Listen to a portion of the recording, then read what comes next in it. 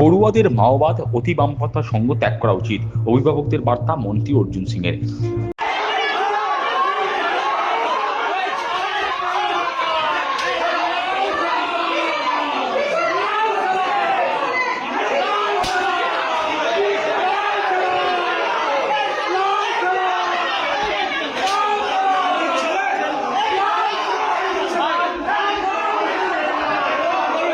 GB মিটিংকে কেন্দ্র করে ABVP বাম ছাত্র সংগঠনের সংঘর্ষে বুধবার গভীর রাতে উত্তপ্ত হয়ে উঠল যাদবপুর বিশ্ববিদ্যালয়। ছাত্র সংঘর্ষ নিয়ে বৃহস্পতিবার জগদ্দলের মজদুর ভবনে সকালে সংবাদ মাধ্যমের মুখোমুখি রাজ্যের পরিবহন ও শ্রম দপ্তরের মন্ত্রী অর্জুন সিং বলেন, যাদবপুর আরবান নকশালদের প্রোডাকশন হাউস, বিশ্ববিদ্যালয়ের পড়ুয়াদের মাওবাদ ও অতি বামপন্থা সঙ্গ ত্যাগ করা উচিত।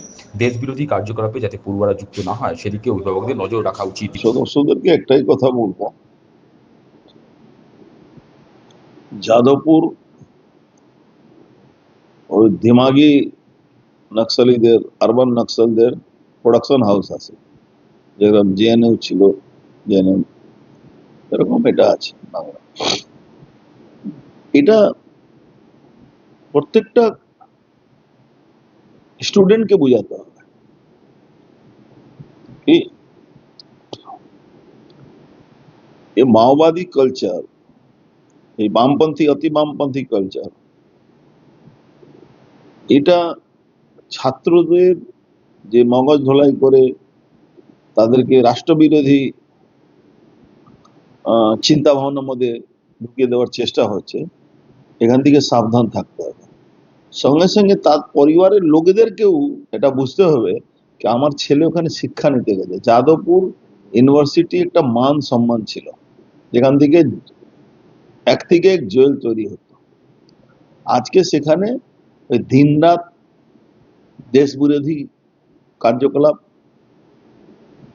দেশ তেরে টুকরে হোঙ্গে ইনশাআল্লাহ ইনশাআল্লাহ যেখানে স্লোগান লাগে, এই ধরনের জায়গা থেকে নিজের পরিবারের ছেলে মেয়েদেরকে কিভাবে দূর থাকতে হবে এটা নিয়েও ভাবতে হবে,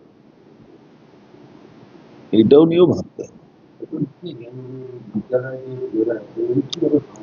শুধু টুকরে টুকরে গ্যাং নয়, এরা ছাত্রদেরকে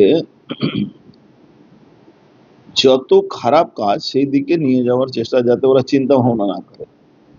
ওখানে গাঁজা, হিরোইন, মদ খাওয়া, জানেন কত ছাত্ররা সুসাইড করে নিয়েছে। তো এই ধরনের ওদেরকে মেন্টাল প্রেসার দিয়ে দিয়ে মগজ ধোলাই করা। আমি বলছি এবিভিপি ছেলেদেরকে শুধু এই আন্দোলন নয়, এক একটা ছেলেদের নতুন জেনারেশনের উপরে একটু সময় দিয়ে তাদেরকে বোঝানো দরকার যে দে আর এন্টি ইন্ডিয়া। পার্টি আলাদা হতে পারে, কিন্তু দেশ তো সবারই আছে। যারা দেশ বিরোধী কাজ করে তাদের থেকে একটু দূরে থাকলে ভালো হয়। যারা দেশের বিরুদ্ধে আমাদের ছাত্র সমাজের মগজ ধোলাই করছে, এদেরকে থেকে দূর থাকা দরকার। এটা গার্জিয়ানকেও ভাবতে হবে, এটা স্টুডেন্টকেও ভাবতে হবে।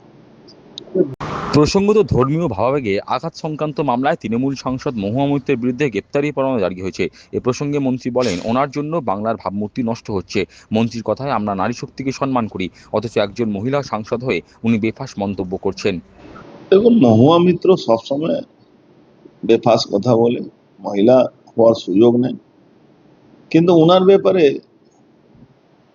দিল্লির বিশেষ করে লোকসভা রাজ্যসভা যারা ওনাকে জানে বা ওনার কার্যকলাপ দেখে, তারা তাদের ওনার জন্যে কিন্তু বাংলার ভাবমূর্তি নষ্ট হয়।